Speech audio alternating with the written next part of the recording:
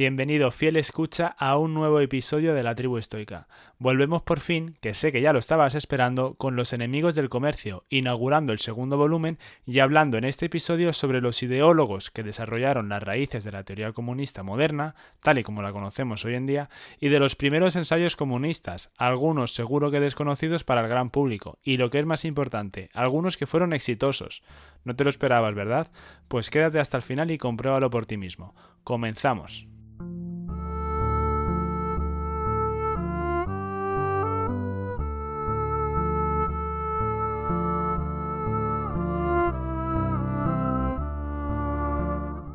Antes de adentrarnos en el nuevo contenido propiamente dicho, tanto Escotado como yo aquí vamos a hacer un pequeño resumen de lo visto en el volumen anterior. Aunque si llegas directamente a este episodio, lo que te recomiendo encarecidamente es que vuelvas hacia atrás y te escuches los que ya he hecho sobre el primer volumen. En él se investiga desde el escriba bíblico hasta la Revolución Francesa, y en este segundo volumen será objeto de investigación la eclosión del socialismo. En ese primer volumen, como ya dijimos, vimos los problemas que se derivan de las sociedades basadas en el trabajo esclavo, principalmente por temas de incentivos. Vimos también cómo al destrozar el mercado en la Edad Media se pasó al trueque y a partir del siglo VIII el señorío europeo admitió sin ambagajes que su única fuente de liquidez era capturar buenos ejemplares de europeos de ambos sexos, jóvenes, sanos y si es posible apuestos, para vendérselos a bizantinos y árabes. En este mundo aparecerán nuevos héroes que se mantendrán al margen de las relaciones de señoríos, ya sea en caravanas o en mercados ambulantes, y comenzarán a revivir el mercado, siempre por su cuenta y riesgo. En la transición del alto al bajo medievo escandaliza el contraste entre campesinos conformes con regalar trabajo y el número mucho menor, aunque creciente, de objetores, cuyos herederos acabarán intercambiando rango social por crédito. La época de las utopías dará paso a la Ilustración, y esta a la Revolución Francesa, caldo de cultivo donde se formarán algunos de nuestros protagonistas en el día de hoy. Pero los filósofos historiadores aparecieron cuando la industrialización empezaba a dibujar un mundo sin precedentes y sus discípulos reaccionaron ante lo incierto del futuro con la renovada sed de absoluto que se llamaría historicismo. Los historicistas entienden que la sociedad humana está sujeta a leyes como las que gobiernan la gravitación o la fermentación, y podemos simplificar la doctrina diciendo que se diversifican en una versión reaccionaria, que sería la dictadura puramente empírica del positivista kantiano, y una revolucionaria como son las dictaduras de Marx o de Bakunin, y además otra híbrida, que son los planes eugenésicos del llamado darwinismo social. Sin perjuicio de estar reñidas entre sí, todas adaptan la historia a su respectiva ley de desarrollo, retocando el ayer para que coincida con el mañana previsto por cada una. El fenómeno paralelo a esa defensa más o menos abierta del absolutismo es una pasión por el diseño de sociedades perfectas como no se conocía desde el siglo V, cuando cristianizar el imperio sembró sus territorios de comunas y conventos. Con todo, nadie apoya elecciones periódicas sin que al menos la mitad más uno coincida en un esquema de deberes y derechos, y el siglo XIX se distingue de los previos en que esa coincidencia existe. Pocos aspiran a restaurar el viejo régimen, y llega por eso algo tan insólito como que las ciudadanías hagan frente a sus incertidumbres asegurándose la libertad de elegir, en vez de apelando a algún salvador. Entretanto, el movimiento comunista asiste al capitalismo retrospectivamente, llamando salvaje sin recurrir a elecciones hasta cuando ese estado de cosas haya desaparecido, gracias al derecho laboral e industrial. Rousseau había propuesto no confundir la voluntad de todos o solo numérica con la voluntad general o auténtica, y el futuro quedaría abierto al litigio entre quienes apoyan un ejercicio periódico de sufragio universal y quienes ven en ello el mero pluralismo burgués. La gran industria, indiscernible de la gran finanza, convierte la expectativa tradicional de acabar trabajando por cuenta propia en progresiva normalidad del trabajo indefinido por cuenta ajena, algo grato o ingrato dependiendo del temperamento y en todo caso impuesto por las circunstancias, pues quien abre camino con tal o cual hallazgo, desde la máquina de Watt hasta el motor de Google, depende de combinar inventiva, energía, relaciones y buena suerte en una medida al alcance de pocos. No menos cierto es que cada progreso en capacidad adquisitiva expone más a un ciclo de expansión y retroceso, y para capear el temporal del crecimiento no hemos descubierto otra cosa que añadir a las funciones del Estado las del empresario y banquero. Y con esto llegamos a los primeros ensayos comunistas de los que te hablaba, pero no ocurrieron en Europa. Los peregrinos del Mayflower desembocaron resueltos a practicar la comunidad de bienes y desde mediados del siglo XVIII irían arribando a estas costas media docena de sectas comunistas portentosamente tenaces que hoy ocupan un lugar de honor en el panteón fundacional del capitalismo norteamericano. Que dichas sectas no aparecieran en las historias del comunismo deriva de que no hay modo de unir a quien comparte sus bienes con un grupo dispuesto a lo mismo y a quien, compartiendo o no en su vida práctica, aboga por prohibir a otros la compraventa. Esto que aquí dice escotado es sumamente importante. Son sectas religiosas comunistas porque ponían sus bienes en común, pero hoy en día no se ajustan a la definición de ese término, porque no prohibían a otros la compraventa y por lo tanto no aniquilaban el mercado. No se terminan de dar cuenta de que ese es quizás un punto esencial para que funcione el comunismo, y quizás también lo sea la religión, pero no avancemos a acontecimientos. Desde 1816 a 2013 el socialismo ha ido cambiando de programa, mientras las premisas del comunismo se mantienen intactas durante algo más de 2000 años, sin duda porque en un caso la percepción precede a la reflexión, tratando de ajustarse a cambios del medio como hacen un termostato o un piloto automático, y en otro la reflexión guía a la percepción, permaneciendo tan ajena a cambios ambientales como un reloj. El capitalismo preindustrial cultivaba ya el factor riesgo y metas de eficiencia, aunque no encontró modos seguros de multiplicar el beneficio hasta que sus tradiciones se vieron superadas sistemáticamente por innovaciones, merced a inventores fabricantes guiados por el principio llamado más tarde de destrucción creativa.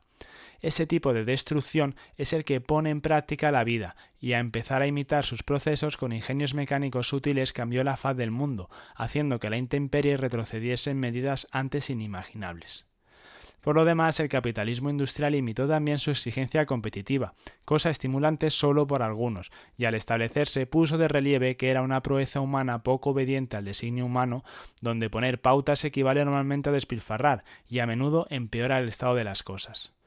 Destinado por eso a vencer sin convencer, el capitalismo industrial añadió al círculo ideológico clásico, de conservador, liberal y el enemigo del comercio, un socialista obligado a replantear el debate, cuya condición de criatura culturalmente proteica, como diría Schumpeter, parte de no poder aceptar ni rechazar en bloque la modernidad.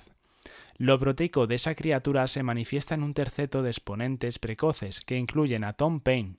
el Homero del panfleto político, al marqués de Condorcet, y a William Godwin, padre del anarquismo intelectual, hombres perfectamente dispares cuyo único punto común es saludar la caída del viejo régimen.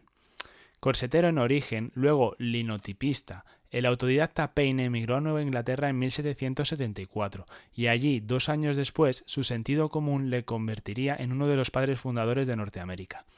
Durante la Guerra de Independencia fue publicando textos decisivos para que no decayese el ánimo, reunidos en la crisis americana, y podemos considerarle el primer socialdemócrata, 4 generaciones antes de acuñarse el término, dada su insistencia en que la igualdad de oportunidades se asegurase institucionalmente. Lo más instructivo de Paine es la articulación de vida y obra, que empiezan como campeón de la independencia norteamericana y culmina con su periodo como diputado en París, cuando acaba de publicarse allí con inmenso éxito la traducción de su Derechos del Hombre. El marqués de Condorcet, un hombre de cultura portentosa, no logró sobrevivir al incorruptible y persisten dudas sobre si murió en un calabozo o suicidado. Condorcet no esperó en su domicilio al verdugo, porque el curso adoptado por la Revolución mandaba mostrar más de cerca cómo los hombres tienden a la igualdad en la medida en que tienden a la libertad.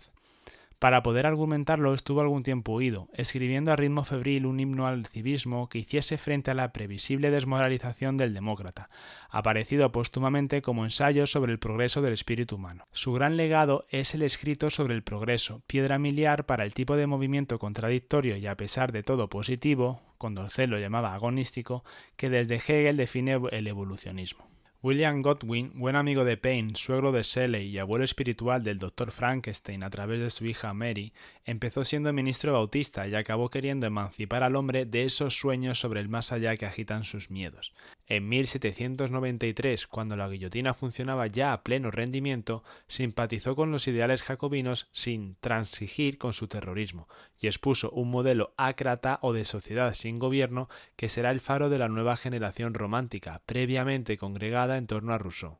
Conocido desde entonces como anarquismo intelectual, este sistema ético-político postula que la individualidad, depositaria única del intelecto y fuente por tanto de cualquier idea correcta, es ancestralmente oprimida por gobiernos cuyo interés se cifra en perpetuar la dependencia y la ignorancia. El triunfo eventual de la inteligencia vaticinado por Concordet y Godwin indica que la cultura empieza a percibirse como una empresa donde ser libre y ser sabio coinciden.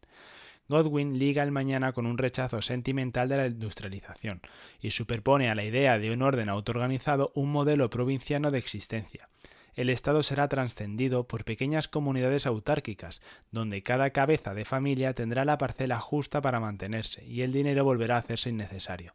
La libertad incondicional excluye la libertad para emprender, pues Godwin sigue pensando en la compraventa como fraude inevitable para alguna de las partes contratantes. Paine, Condorcet y Godwin ofrecen tres primeros planos sobre el telón de fondo que contiene la gran incógnita del momento, esto es, si las sociedades fabriles hacen más rico al rico y más pobre al pobre, siquiera en términos relativos, o si cambian sustancialmente las participaciones a favor de los grupos con menores ingresos. Solo con el tiempo sabríamos que a una primera ola de crecimiento, la propia revolución industrial entre 1770 y 1840 aproximadamente, iba a seguir un orden por fluctuaciones donde los periodos expansivos serían algo más prolongados que sus inversos, sin esquivar jamás crisis más o menos agudas. Al trazar la curva que resulta de correlacionar a años y producto, vemos, por ejemplo, que desde la producción en serie del motor térmico en 1784 hasta la Gran Guerra en 1914, el poder adquisitivo crece en Europa a un promedio de 2% anual, elevando la renta per cápita en casi 300 puntos. Solo resulta evidente que la movilidad social no se detuvo y que los pobres fueron haciéndose menos pobres allí donde los ricos fueron haciéndose más ricos, al revés de lo pronosticado. Esto era de sentido común para Hume, Montesquieu y tantos otros sabios anteriores a la gran fábrica, aunque empezó a ponerse en duda cuando el humo polucionante de sus chimeneas se añadió como atmósfera espiritual un aluvión de literatura profética, incentivada por las crisis ética, política y económica del absolutismo. Para los ciudadanos del momento era algo tan innegable como desconcertante que el intento de instaurar la democracia en Europa hubiese esperado produciendo el reino de un terror autosatisfecho.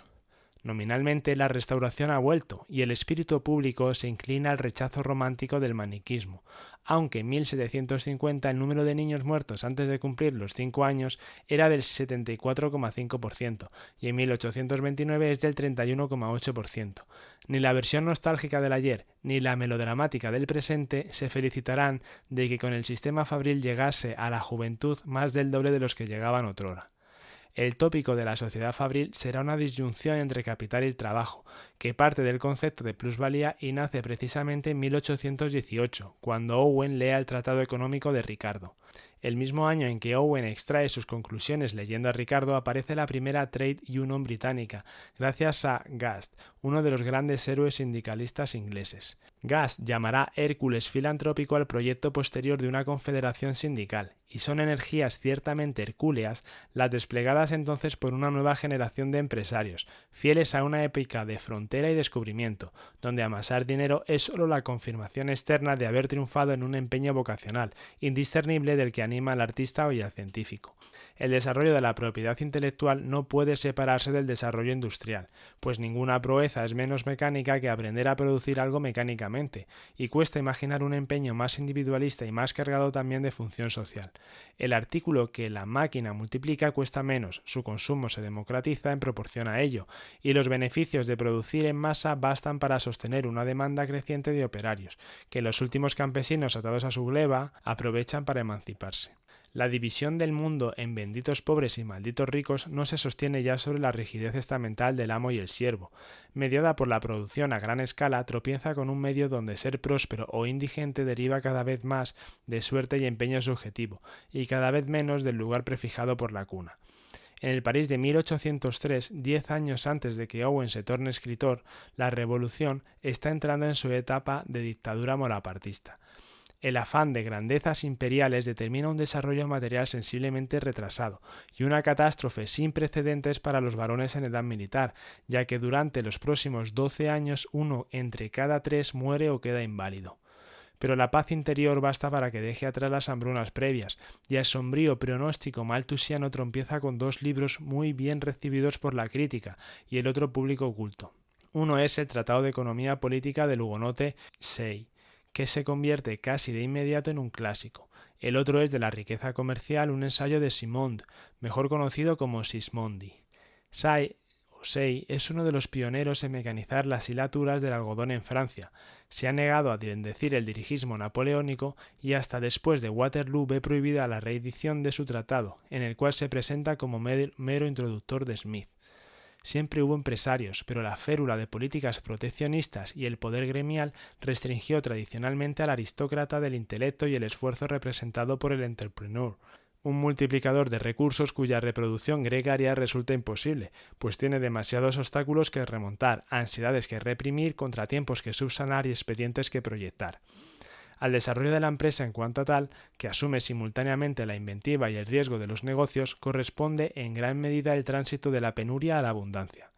Sería excelente que los mercados pudiesen crecer por algún procedimiento distinto de arriesgarse e ir tanteando en la oscuridad, como hacen los empresarios, pero más aún desterrar los años de mala cosecha, por ejemplo, y Europa se irá acostumbrando a que los periodos donde abundan compradores se vean seguidos por otros donde escasean. Tras milenios de miseria por no producir lo bastante, es algo a caballo entre la futilidad y la mala fe temblar ante el hecho de que la abundancia crezca con desvíos e incluso retrocesos. Su colega Sismondi fue también un hombre notable por muchos motivos, hijo de un pastor calvinista ginebrino arruinado, por invertir en el último salvavidas de Luis XVI que fueron los bonos del Necker.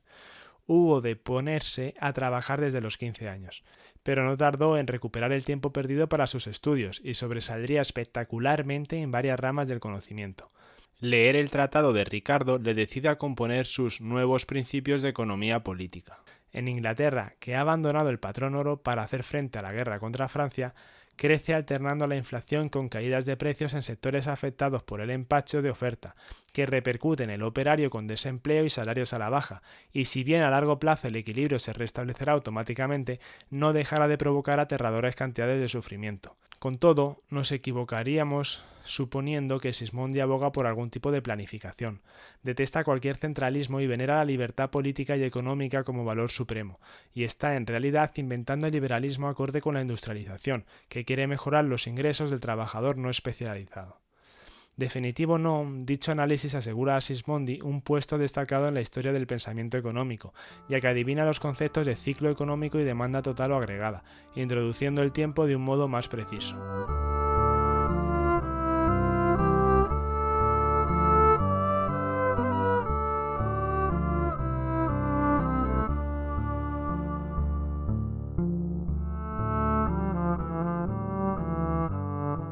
Navegamos ahora hacia el Nuevo Mundo. Jefferson y Paine vivieron los comienzos y el paroxismo de la Revolución Francesa subyugados por una mezcla de lealtad y horror.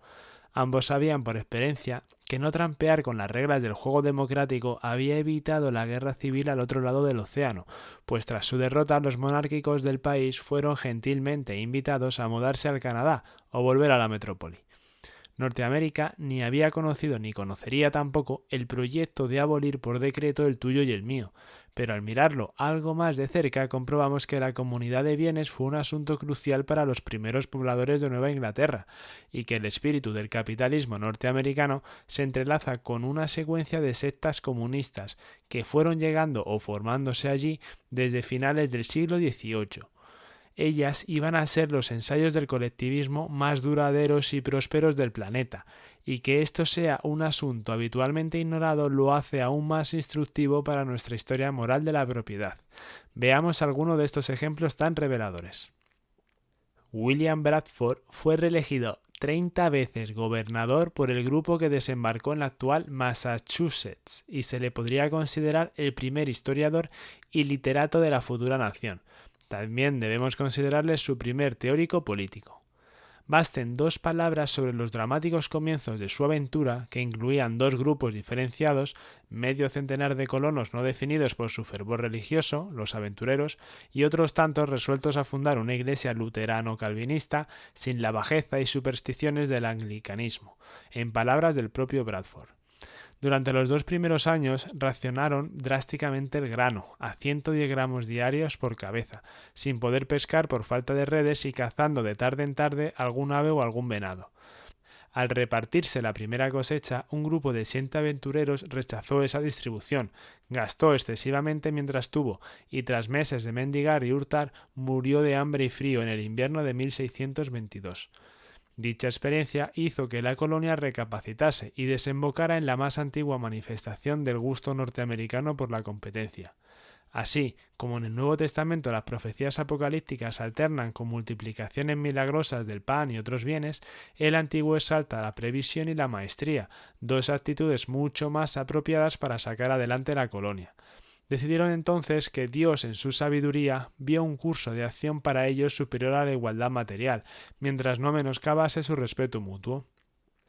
Pero si hay algún grupo que interpretara las escrituras de una forma que sirviera más al comercio, ese grupo fue el de los cuáqueros. Además del pacifismo, que siempre le resulta delictivo al reclutador militar, los cuáqueros plantean un cristianismo racionalista de audacia inigualada, al no admitir jerarquías, dogma, pecado original, sacramentos ni ministros diplomados.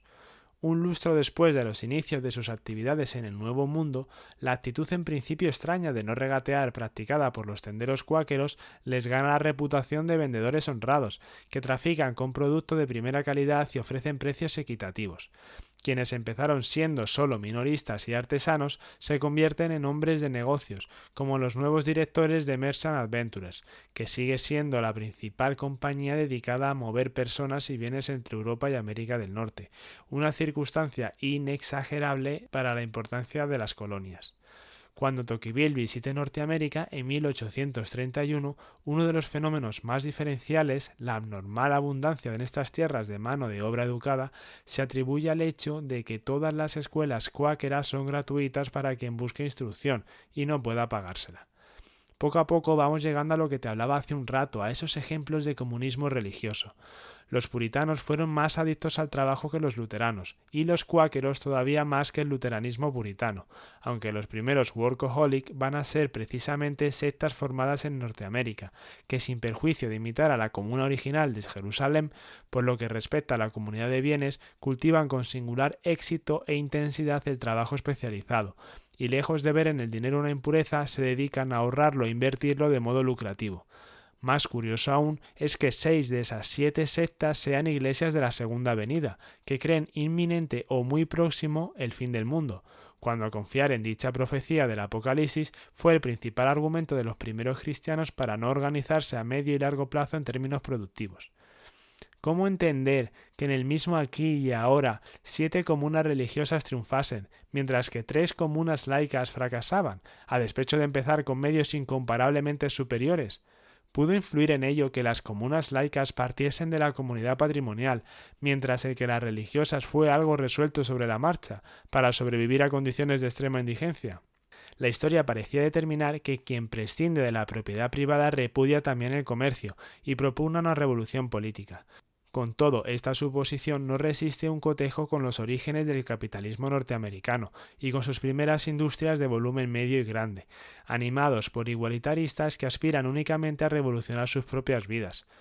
No solo son ajenos a la guerra del pobre contra el rico, sino grupos que impresionan por su talento para los negocios. El más antiguo de estos ejemplos fue la Sociedad Unida de Creyentes de la Segunda Aparición del Cristo, o secta Shaker, fundada por una emigrante inglesa analfabeta y de vida breve que llegó a Nueva York en 1774. Los Shakers no se hicieron comunistas hasta 1790, al concretarse sus reglas eclesiásticas y las peculiares danza-exorcismos que se merecía el nombre de Shaking Quakers. A los Shakers siguen los Rapitas en 1803, los Zoharitas en 1817, los Samanitas en 1844, los Auroritas y los Bezelianos en 1845, que todas ellas eran iglesias separatistas alemanas, y en 1845 también los Perfeccionistas, que son la única secta autóctona y también los pioneros del amor libre en el Nuevo Mundo.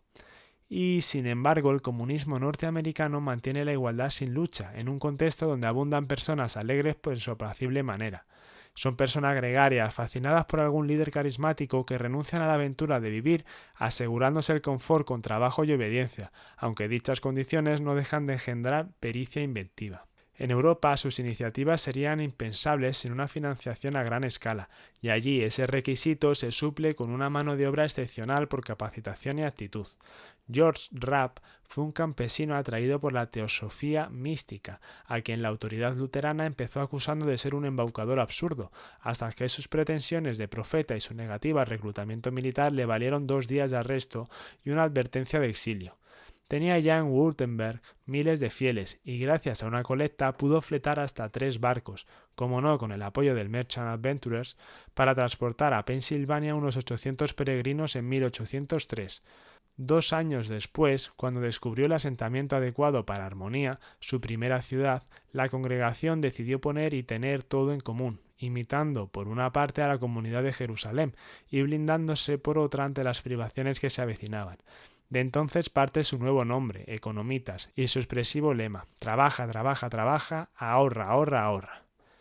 Deseando mudarse a su sede definitiva, Rapp puso a la venta Nueva Armonía en 1824, y fue una noticia destacada por toda la prensa europea y norteamericana que decidiese adquirirla Owen, del que hablaremos largo y tendido más adelante y en el siguiente episodio, que era el empresario más prestigioso y célebre del mundo, para llevar a la práctica sus ideas sobre la combinación fructífera del progreso técnico con el moral, pero, y esto es lo importante, sin un sustento ideológico religioso. Esa sería una aventura laica.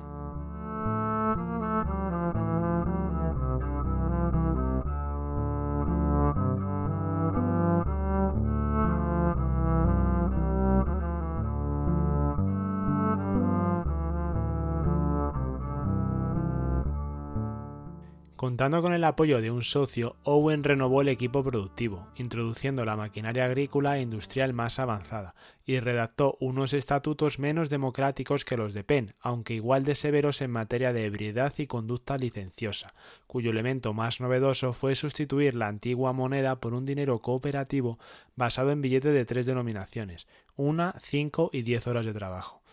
Tras admitir a unos 900 miembros entre americanos y europeos, Owen hubo de volver provisionalmente a Inglaterra y delegó en 2 de sus hijos la gestión del año transicional, la llamada sociedad preliminar, previo al estado de igualdad absoluta. Era un pionero del conductismo, convencido de que el carácter es enteramente construido por el medio, y eso ayuda a explicar que no le diera importancia a un detalle como que solo 137 individuos, un 14% del total, provinieran de profesiones empleadas. En cualquier caso, a su vuelta, en el otoño de 1825, el medio no ha tenido tiempo para construir el carácter, y los colonos están soliviantados. La Gazette, boletín de la comuna, muestra a unos hartos de ser los únicos trabajadores, a otros decepcionados por la insolidaridad de estos, y a otros ansiosos de que Owen reparta toda su propiedad en lotes iguales. Ni la cosecha ni las manufacturas cubren las necesidades, y atravesar el invierno supone no solo compras masivas, sino un impopular racionamiento.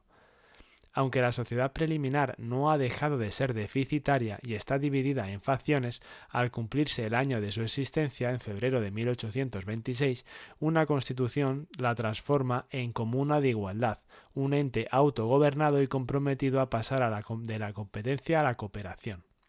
Pero el régimen de autogobierno apenas dura unas semanas, porque los grupos enfrentados suspenden sus disputas para pedirle que vuelva a tomar las riendas, cosa idéntica a asegurarse el mantenimiento de las subvenciones. En otoño, al acercarse la necesidad de satisfacer el segundo plazo de compra, Rapp, que ha acudido a cobrar su deuda, se echa las manos a la cabeza viendo cómo Nueva Armonía languidece, gestionada por ateos que con una u otra excusa ni reparan las goteras ni mantienen mínimos de higiene. En enero de 1827, Robert Dale Owen, el hijo del otro Owen, encabeza una delegación de literati, ciertos grupos de jóvenes escritores y artistas que defiende la pureza del principio comunista y al tiempo su derecho a no participar en trabajos manuales. Su padre, que por decisión propia empezó trabajando de niño como recadero, ve en ello una incitación a la discordia y quizá irónicamente les ofrece algunas hectáreas donde construir su Parnaso. Confía aún en que algún día cooperen los reunidos para cooperar, aunque la desbandada aumenta sin que el rencor clasista remita, y en mayo, cuando ha gastado otros $50,000, llega el momento de decir adiós o arruinarse por completo. En su discurso de despedida sigue siendo magnánimo y asume toda la responsabilidad. Con los literati, por lo demás, irrumpe el intelectual, una figura de formidable peso revolucionario ulterior, que rara vez se plantea en términos sociológicos. Pero bueno, otro experimento laico sería el de Icaria. El abogado francés Cabet, que hubo de exiliarse en Londres por intrigas relacionadas con la masonería carbonaria, trabó allí amistad con Robert Dale Owen y se convirtió algo después en uno de los escritores más leídos de su tiempo, gracias a Viaje y aventuras del Lord William Carysdale en Icaria y El verdadero cristianismo siguiendo a Jesucristo, dos libros donde recobra las utopías de Moreau y Campanella. Tanto éxito tuvieron ambas obras que el lema Hacia Icaria empezó creando una fundación, luego una gaceta, Le Populaire, y finalmente puso en marcha a unos 1500 peregrinos que, prometiendo obedecer a Cabet como dictador durante los primeros 10 años, llegaron en sucesivas expediciones a Nueva Orleans. Tras desembarcar, cuando Cabet compruebe que el primer grupo vuelve diezmado y famélico de su excursión a Texas, se excusará recordando que no soy empresario, sino un patriota, un agitador y un teórico, y lo erróneo de sus cálculos tiene cierta justificación. Ante la posibilidad de volver a Francia, parte de los peregrinos reembarcan, pero otros deciden permanecer y van a ser premiados su denuedo con una noticia espléndida. Los mormones, a quienes Cabet considera hermanos comunistas sumidos aún en la superstición, libraron guerras locales con sus vecinos y, para no sucumbir ante la milicia de Illinois, deciden migrar hacia Utah, dejando atrás su espléndida colonia de Nauvoo, una villa construida junto a un recodo del Mississippi, que entonces supera a Chicago por habitantes y renta, y que se vende a crédito. Llega con ello los dos mejores años para Icaria, que, aligerada de lo análogo de sus literati, se contrae en buena medida artesanos, mecánicos, granjeros competentes, capaces de honrar los compromisos contraídos con sus acreedores y adquirir 2000 hectáreas adicionales en Iowa. Cabet renuncia voluntariamente a su condición de dictador en 1850. Su pueblo pasa a autogobernarse merced a una constitución aprobada ese mismo año, y el único problema de cierta entidad, entre tanto, es la oficina de Icaria gestionada por Madame Cabet en París, dueña de todo y nada, dispuesta a compartir los ingresos provenientes de donaciones y publicaciones. Esto, junto con otros factores ignorados, contribuye a que el afable patriarca se torne tiránico, no solo en materia de costumbres, donde por ejemplo decide privar a las mujeres de voz y voto, sino derogando lo previsto con su propia constitución sobre elecciones periódicas. A partir de entonces, Nueva Armonía es un oasis de paz si se compara con Icaria, donde unos deciden someter a otros matándolos de hambre, y la mayoría logra finalmente expulsar a la facción de Cabet, que muere de apoplejía casi de inmediato. Pero aún nos queda un tercer experimento de esta guisa, llamada la Granja de los Intelectuales. Del club trascendental creado en 1836 y de la consternación que produce el primer gran pánico financiero del año siguiente, nacen planes para construir un falansterío fourerista, muy cerca de Boston, en las 69 hectáreas de una finca bautizada como Instituto Educativo y Agrícola de Brook Farm. Su fundador, Ripley, lo organiza como una sociedad que devolverá anualmente a sus accionistas un 5%, queriendo mostrar al mundo cómo los principios del trascendentalismo pueden combinar el trabajo con empresas literarias y científicas, mediante una industria sin rutinas serviles y una igualdad verdadera, pero sin su vulgaridad. De Fourier toma el rechazo del comercio y un diseño muy meticuloso del funcionamiento, aunque no espera nadar en la opulencia prevista por él, sino vivir en una comunidad apacible y ejemplarmente, cosa tanto más probable cuanto que no rehuye al millar largo de personas previsto por su falansterio, sino a unas 70, inicialmente todas ellas gentes cultivadas de Massachusetts, sostenidas cada una por la inversión de $500. Siendo el principio fundamental del trascendentalismo la supremacía de la mente sobre la materia, la Comuna decide practicar desde 1843 una política de puertas abiertas, que dobla su población e induce las primeras deserciones, entre ellas la de Hawthorne, el tesorero inicial, harto de mover estiércol y sufrir esa maldición del trabajo que nos embrutece por fuerza. Los recién llegados resultan excelentes en términos de rendimiento, ya que son artesanos y labradores, algo sorprendidos viendo cómo uno ara todo el día mientras otro mira por la ventana todo ese tiempo, para recibir al final de la jornada la misma retribución. A pesar de ello, el heno, que es su cosecha básica, y las hortalizas, la leche y las frutas se producen en volúmenes insuficientes para ser rentables. Sin perjuicio de recibir felicitaciones continuas del exterior, el benévolo Ripley encuentra cada vez más dificultades para lograr que los comuneros completen su tarea cotidiana. De ahí que intente fortalecer el instinto social y remediar la falta de trabajo construyendo el falansterio propiamente dicho, donde cabrán 150 en un solo edificio, como abejas felices en su colmena, si bien al descuido, concretamente una estufa mal construida, lo reduce a cenizas poco antes de ser inaugurado. A partir de entonces, la atmósfera del lugar es horrible, pues el menú deja de incluir mantequilla, té y café, y para sentarse a la mesa de la carne es preciso pagar. Tales infortunios comienzan en el otoño de 1844, y solo sus desvelos prolongarán el experimento algo más de un año, asumiendo a cuenta de ello deudas que tardarán décadas en saldar. Durante el siglo XIX, ningún país albergó tantos ensayos tan persistentes y variados de trascender la propiedad privada, que allí donde nacieron de querer salir de la miseria y practicar la humildad cristiana desembocaron en un desahogo prácticamente unánime. En el resto de los casos se dieron de bruces con la contabilidad, cumpliendo algo tan paradójico en principio como que quienes confiaban ciegamente en la providencia divina fueran previsores y quienes confiaban solo en la fortaleza humana fueron imprevisores, cosa especialmente llamativa en el caso de Brook Farm. A despecho de sus extrañas creencias, las comunas religiosas norteamericanas se propusieron ser perfectamente autónomas en materia de costumbres y vieron con incondicional respeto cualquier otro proyecto de independencia. Los demás ensayos aspiran a erigirse en ejemplo universal, como Nueva Armonía, Icaria y las comunas racionalistas, en las cuales convencer y guiar al prójimo fue siempre más urgente que vencerse a uno mismo. Y esta es una de las lecciones más importantes de todos estos experimentos.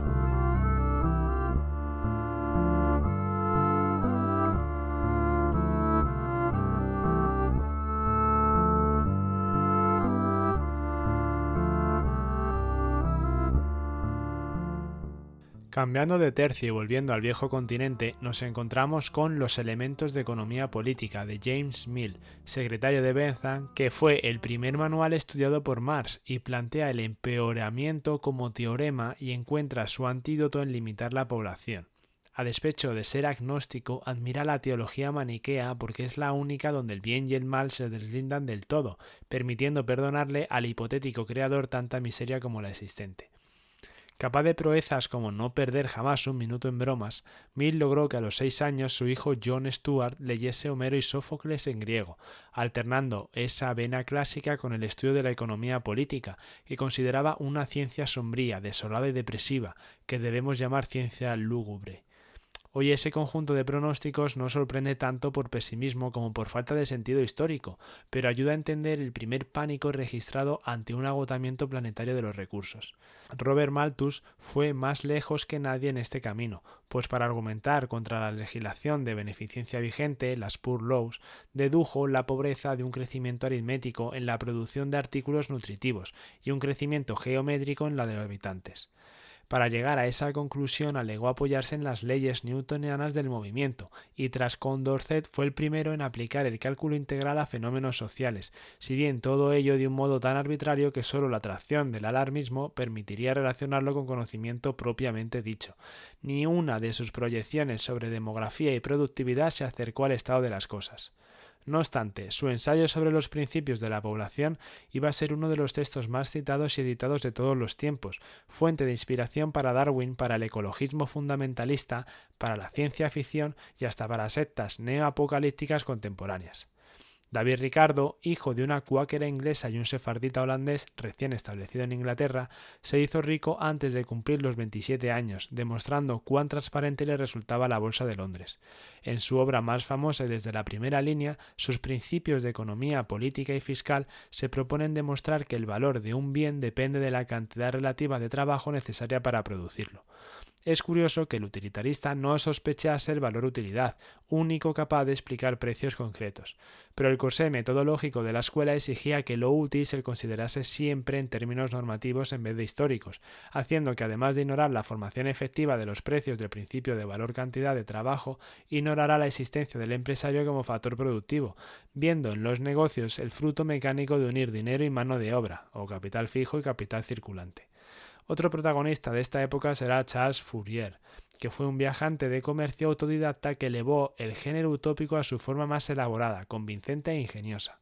Al llegar a la treintena, como le ocurriera poco antes a Bentham, se sintió iluminado por la certeza de que el plan de Dios había llegado al estadio de armonía o octavo momento, y tal como Newton le fue revelada la ley cósmica de atracción, a él se le reveló la ley de las atracciones pasionales. Bentham veía en la naturaleza una hoja en blanco y él una constitución inmutable, pero insistir en el placer como única meta completamente legítima hizo que las instituciones benthamitas y el falansterio partiesen de ambientes acondicionados hasta el último detalle. También coincidieron en una precoz defensa de la igualdad entre sexos, que Fourier planteó de modo inmejorable, correlacionando nivel cultural y grado de emancipación femenina. Medio siglo después, Marx le atribuye el descubrimiento de que el proletariado se empobrece en proporción a la riqueza que produce, y le considera padre fundador del socialismo, a pesar de que sacraliza la propiedad privada, no comprende el papel histórico del proletariado y renuncia a la revolución como medio de transformar la sociedad existente.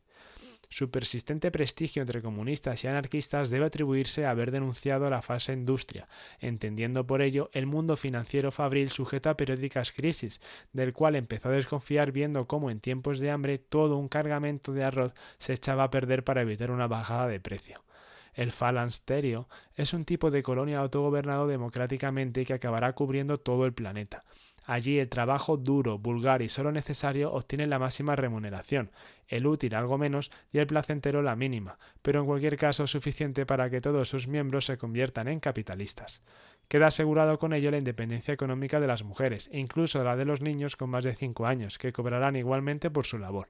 Un derecho individual inalienable será cambiar de falansterio, para que nadie pueda ser oprimido por la idiosincrasia de alguno. Por lo demás, el falansterio es una colonia doméstico-agrícola, no industrial, que evita por sistema la tecnología y la producción a gran escala, pues la mayor parte del trabajo se empleará óptimamente en producir y preparar artículos placenteros de comer y beber. Para su inventor, el sistema fabril es algo pasajero y prescindible dentro de la historia humana, del que se sigue no solo una especialización mutiladora para el espíritu, sino una multiplicación de bienes innecesarios.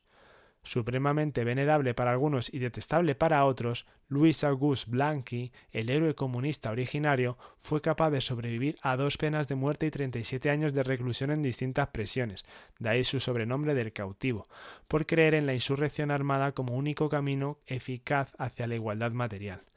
Criado en el seno de una familia próspera y culta, a los 17 años comprendió que el revolucionario nace, no se hace, viendo guillotinar a 4 sargentos, acusados de pertenecer a la masonería carbonaria y conspirar contra la monarquía, pues el espectáculo le hizo sentir que su destino era defender al débil del poderoso. También descubrió su metafísica de la provocación, una variante del tanto peor, tanto mejor, dirigida a asegurar que todos se escindan en bandos irreconciliables, donde la espontaneidad se suple con estímulos de intimidación, saqueo y venganza. No sé por qué me da que en España ha tenido sus seguidores. El programa que difunde entre sus crecientes adeptos es una praxis aligerada de teoría, consciente de que el mañana se organizará a sí mismo y hoy basta conquistar el Estado mediante técnicas de guerrilla urbana y ataque relámpago, amparadas en una red clandestina de células dirigidas a su vez por un ente secreto que acabará siendo la Sociedad de las Estaciones. Hasta el día de hoy ninguna revolución comunista ha triunfado sin táctica de conspiraciones y más aún sin que sus promotores empezasen siguiendo al pie de la letra el protocolo del ingreso de su dicha Sociedad de las Estaciones. Fue Blanqui quien inventó la dictadura proletaria gestionada por la disciplina inflexible de un restringido comité central, y no creer en el papel preponderante de la clase obrera es algo imputable en mucha mayor medida al leninismo. A despecho de sus diferencias, Fourier, Considerant, Blanqui y Barbès son variantes de la inclinación a diseñar o imponer sociedades perfectas. Sin embargo, en la inestable Francia de la Restauración está consolidándose también una versión no catastrofista del proceso industrial, a cuyo juicio podrá garantizarse la subsistencia de los proletarios, ofreciendo trabajo a los capaces y asistencia a los impotentes. Eso afirma Rougois, conde de Saint-Simon, uno de los genios más intrépidos de todos los tiempos, que sin conspirar contra la revolución acabó siendo condenado a pasar por la guillotina, y solo se libró porque Robespierre pasó por ella días antes del previsto para su ejecución. Saint-Simon va pasando mientras tanto por la cárcel, la opulencia, el psiquiátrico y la miseria, hasta que en la última década de su vida logra articular intuiciones antes dispersas y funda un movimiento acogido entusiásticamente, pues además de ofrecer una alternativa alegre a los pronósticos agoreros, es la mejor respuesta a 2 décadas de lucha por someter a Inglaterra y al resto del continente. Saint-Simon sufrió lo bastante el culto de la diosa patria para admitir cosa distinta de un cosmopolitismo sin teología, que lejos de lanzarse a inventar un nuevo ser supremo, empieza y termina con un ayudaos a prosperar sin deidad ni ortodoxia, único criterio digno de considerarse divino. A tales fines basta saber que el bien de una sociedad es el bien de su industria, y el del individuo encontrar alguna vocación capaz de convertirse en maestría. Y con esto, querido escucha, llegamos al final del episodio. Hemos repasado una generosa cantidad de biografías de personas que tanto buscaron crear las bases de un nuevo marco ideológico como llevarlas a cabo, principalmente en la autodenominada Tierra de las Oportunidades, con variable resultado. Si te ha gustado, te animo a que le des like, dejes algún comentario y lo compartas para que más gente pueda conocer esta magna obra. Y sin más, me despido y nos escuchamos en el siguiente episodio. Un saludo estoico.